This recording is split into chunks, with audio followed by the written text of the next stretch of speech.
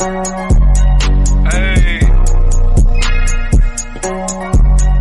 Man, what's the knowledge? It's your boy Demon. We back. Bring y'all yet again another commentary banger today, man. I know it's been a minute since I made a commentary video, but I'm back with another one. Today, I do want to talk about something that's been a topic of discussion this past week in terms of, national news when it comes to these Venezuelan migrants and these Venezuelan gangs that have more or less invaded certain parts of the country. I don't know any other better word to call it other than this.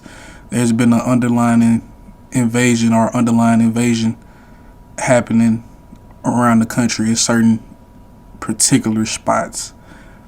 But, and this is something you can't blame on the entire populace of the Venezuelan migrants who have taken advantage or taken this opportunity to come up through the U.S. border. But it's definitely a good chunk to where certain places, entire neighborhoods and apartment complexes and things like that are becoming overrun with, Venezuelan gangs and Venezuelan migrants. So the first story I want to get into is up in Aurora, Colorado. Hopefully I said that right. But up in Aurora, Colorado, there's been this story that I've been hearing and looking at all week where a Venezuelan gang known as Tren De Aruagua has basically taken over an entire apartment complex, and certain residents, it seems to be, a big chunk of the residents at this particular apartment complex are black people. But there were white people. There are also other Hispanic people and things like that. But apparently, we see video of just armed men, armed gang members. They have AR-15s with the scope, automatic guns, which is illegal for every citizen. If you have an automatic weapon, if you have a Glock with a switch, that's an instant Fed case. That's an instant gun charge. You're not allowed to have any automatic weapons unless you're an FFL. But past that point, we've been seeing videos just out of Colorado, of people having to deal with these migrants and these gangs that have no regard for other people's safety. I don't even think they have a regard for their own safety. And, it's quite alarming. It's quite alarming, Being from where I'm from, Mississippi, something like this would not slide, bro. If there were groups of anybody, any race, white dudes, black dudes,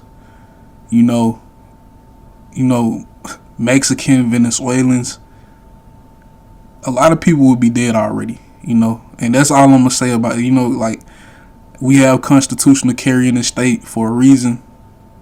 You're not gonna go and bully residents out of their apartment and bully the landlord, and basically taking over an apartment complex and going around collecting people rent. It wouldn't happen like that. It definitely wouldn't happen in Mississippi like that. You know what I'm saying? But going on past that, let me just show you guys the videos right here. So thank you. Well, this has become a national story. The supposed takeover of some Aurora apartment complexes by a violent Venezuelan gang. This now viral video, shared with us by a former resident of the apartments there at 12th Avenue and Dallas Street, shows a group of armed men entering her neighbor's home. There are unverified claims that the TDA gang has taken over several apartment buildings. We're talking about Fitzsimmons Place apartments on Colfax and Nome, The Edge at Lowry on 12th and Dallas, and Whispering Pines near Colfax and Chambers. All of those complexes are run by CBZ Management. That's an out-of-state company facing dozens of charges in Aurora Municipal Court. But yeah, man, like, you seen the video. And it's just crazy business. It's crazy business. This is all happening under, a certain president's term. I don't even want to say this guy's name, honestly. I didn't vote for this dude. But it's all happening under his administration. We know who it is, and we know who his VP is. And we know that she is now running for the president. So that goes to show you, like, any grievance that you had in terms of the country in its totality and different policies and how we did certain things throughout these past 4 years. Listen, they're trying to do the same thing, if not worse, for the next 4 years with this next candidate coming up. You feel me? You can act like you don't want to see the game they're playing. You can act like you don't want to pay attention to it. You can act like everything's gonna be cool as long as it's not on your front doorstep. But I guarantee you, eventually it will come to your front doorstep. And it's a weird time today, bro. It's a weird time we're living in today. Even past the migrants. Even before I get into that, let me just bring up the example of, like, the migrants that are also in Chicago now that we've been seeing. I've been watching this guy on YouTube, Trenches News. He's ingrained in that Chicago culture in terms of the streets and certain degenerate things that go on, crime and all that other stuff. He's ingrained in that because, that's his community, and he cares about his community. From what I've been watching, I've been joining a few live streams lately and just sitting back and watching. But from, every time he starts a video, he says, give back to the homeless, do these type of things, watch out for the women and the children, and the neutrons, which I guess is Chicago term for civilian. It just means you're neutral. But yeah, he seems like a good content creator. He seems like he actually cares about his community. He's a funny guy, really funny guy. He kind of eggs some people on here and there. But you got to be a little spicy when it comes to the journalism sometimes so you can get the reactions. But it just from watching his content and his lives, even past the Chicago rappers and that type of culture. I'm talking about in terms of the migrant culture and stuff. He's been bringing up some good points, and he's been bringing up some things that are kind of anecdotal to him, but he's also been talking about how migrants have completely taken over downtown Chicago. He's shown many different news videos or articles on his streams of their local news in Chicago talking about this issue. If I can find some video about that, I'll put that right here. We have 120,000 millionaires who live in the city of Chicago who can pay the fair share, and there are solutions so that we can do both. Care for new neighbors as well as the current neighbors. Are y'all lying to us? Because, see, we know that the budget stated that you guys spent $400 million on the migrants who are illegal immigrants last year. The city is currently in a $235 million deficit, which means that you guys overspent the budget to pay for people who have not paid any taxes. Listen, man, we've already known that they were sending them to Chicago. We knew about this a year or two ago. We've already known that, they were sending them to Colorado and different places, New York and different places. It's been happening for like the last 2.5, 3 years. We've known that, but I think now we're finally starting to see the effects of just having a surplus of people who are not from the country, don't speak the language, don't care about the country. If you want to be real, most of the people that have migrated here, especially the gang members like Tren De Aruagua, they didn't care about their own country. I think a lot of people forget that America is the way it is because people fought and died for this. You get me? Like, people have literally fought and died for these and for our rights and different civil rights and civil liberties. And I think a lot of people forget that, and people come from other countries searching for this lifestyle, but they don't understand what it took to get this. They don't understand the history. They don't understand, because they come from a place where they haven't even seen it themselves. Like, you come from Venezuela. I'm sure there have been revolutions in Venezuela, but if you look at the ruling class now in Venezuela, it's basically a socialist society. There's no telling how much history has been destroyed or completely erased. There's no telling how much, indoctrination has happened since whenever the last revolt or revolution has taken place. Whether that revolution or revolt was for better or worse, we don't know. You know, I don't know a lot about Venezuelan culture, but I know it's definitely a socialist society. It's not democratic at all. It's not a democratic republic. It's not nowhere near the same system as the U.S. But people always want to come over here and get the benefits of it, but they don't understand that people had to fight and literally die for this. Like, literally die. There are people hundreds of years ago who died and they never got to see the fruits of their labor. And we're bringing in people who don't have any notion of that, don't appreciate any notion of that. They don't, they wouldn't even be willing to fight against their own government in their own country to make things better. So why do we expect them to come over here and make things better? Which, I mean, realistically, the people in charge of leaving the borders open don't expect them to come over here and make things better. I think the grand scheme, the grand play is they want them to come over here to make things worse, so that when it comes time, they can call martial law and they can call it the National Guard and the troops, and there's going to be American soldiers on American streets as if they're invading Iraq or Vietnam or something, and locking everybody down for a point in time until they can make us docile and implement any new type of system they want to. Because think about it, when people aren't able to move around and people aren't able to notice things, that means journalists aren't going to be able to move around like how they used to be able to move around and get different information. You get what I'm saying?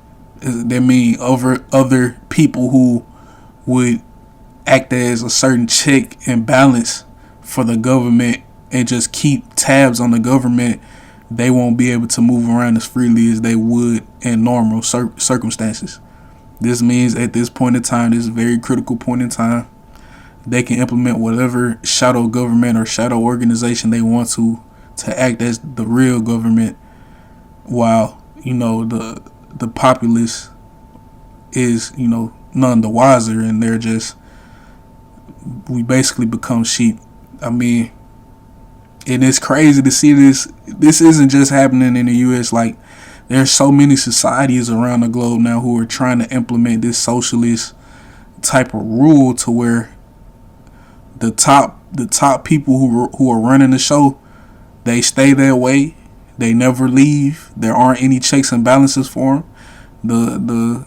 The working class are just that, the working class. You work. You don't get any advancement in life, any better positions. You don't make more money. You do the same job until you die, and you die. And I think that's what they want.